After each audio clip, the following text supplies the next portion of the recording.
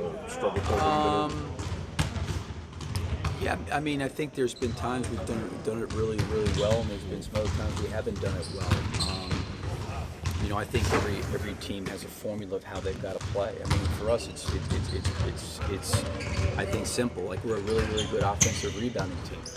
Well, we got to be a really good defensive rebounding team because one, it gets us out on the break, which is where we generate, I think, the second most transition points in the league. So if we're fouling and we're taking the ball out of the net, we're not going to be able to play to our strengths.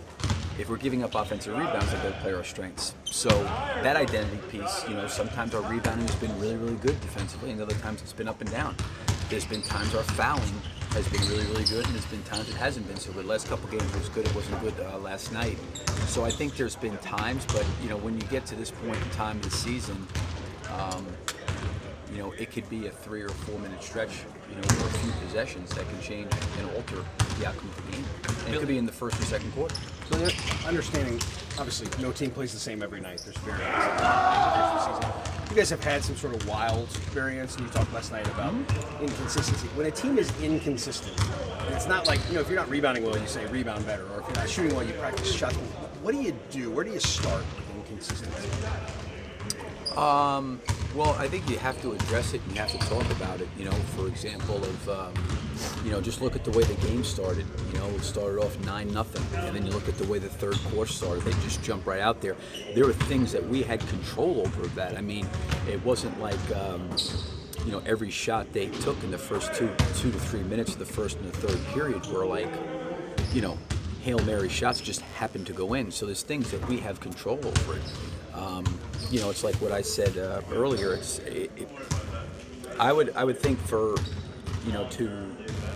to be a good team, you have to do a lot of things well. I think because if you only do 1 or 2 things well and they get taken away, it becomes hard to win. I think we can do a lot of things well.